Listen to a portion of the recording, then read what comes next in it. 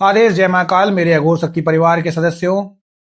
आज हम तंत्र शास्त्र के उस परम जागृत और कल्याणकारी विषय पर बात करेंगे जिसके बिना इस संसार की समस्त साधनाएं अधूरी है। कि साक्षात शिव के मुख से निकले महामंत्र ओम नमः शिवाय का निरंतर जाप करने से साधक को कौन सी महासिद्धि प्राप्त होती है। आज की ये वीडियो उन साधकों के लिए है जो बरसों से इस मंत्र की माला फेर रहे हैं, लेकिन इसके भीतर छिपी ब्रह्मांडी ताकत से आज तक अनजान है।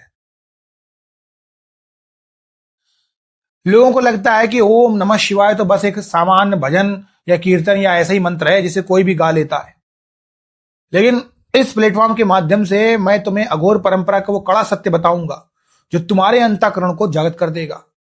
देखो, ये जो पंचाक्षरी मंत्र है ये साक्षात साक्षात 5 तत्वों का संधान है। ना मा सी वा ये, यानी पृथ्वी जल अग्नि वायु और आकाश।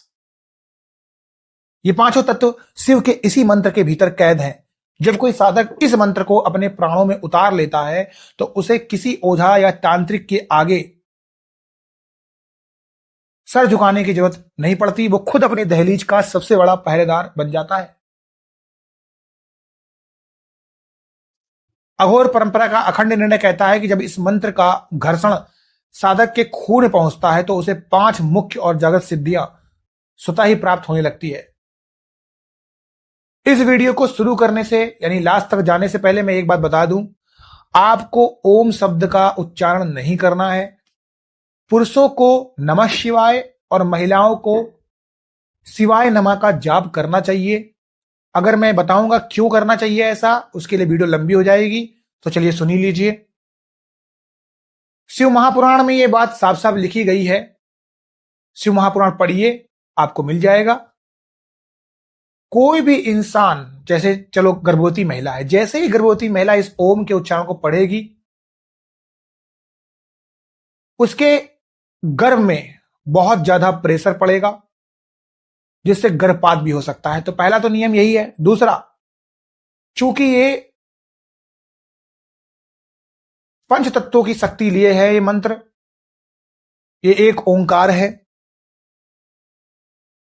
और इसी से सारे मंत्रों को भी शक्ति मिलती है।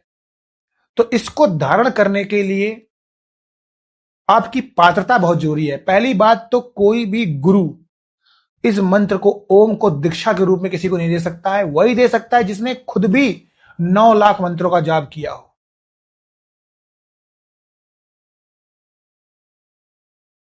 ओम कोई मंत्र नहीं है, एक ध्वनि है। आ उ और मां से बना हुआ ये ध्वनि है।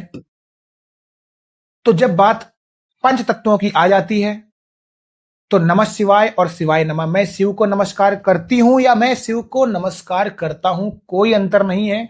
चाहे आप नमः शिवाय करके पुरुष हैं या आप महिला हैं और शिवाय नमः का जाप कर रही हैं।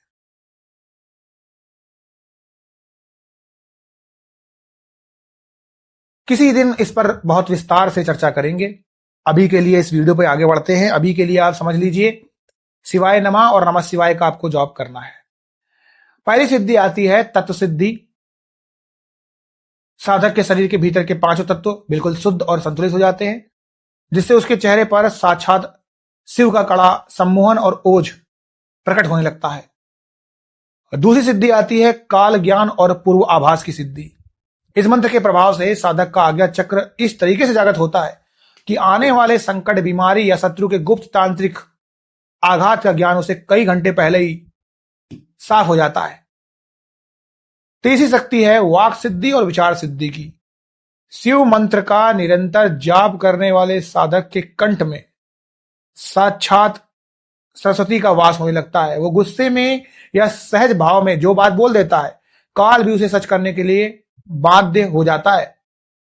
चौथी सिद्धि शत्रु स्तंभन और भय मुक्ति की सिद्धि। इस मंत्र की ऊर्जा साधक की चारों तरफ एक ऐसा अदृश्य और फौलादी कवच खड़ा कर देता है कि कोई भी गंदी प्रेत तत्व, बाधा, नजर दोष, दुष्टांत्रिक क्रिया उसके दहलीज को पार नहीं कर पाती। और 5वीं सबसे बड़ी सिद्धि आत्म सिद्धि और मानसिक शांति की सिद्धि। साधक के भीतर का क्रोध, वासना और डर का मैल हमेशा के लिए जलकर भस्म हो जाता है और उसे साक्षात महादेव की परम कृपा का एहसास होने लगता है।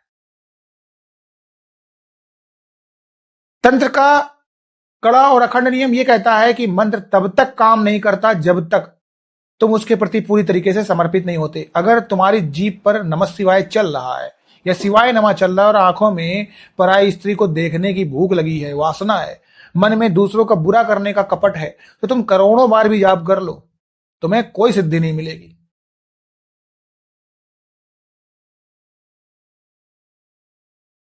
शिव तो साक्षात वैराग्य और पवित्रता के भगवान हैं। इस मंत्र की सिद्धि पाने के लिए तुम्हें अपनी सोच को साफ करना होगा और कमजोरों की मदद करनी होगी।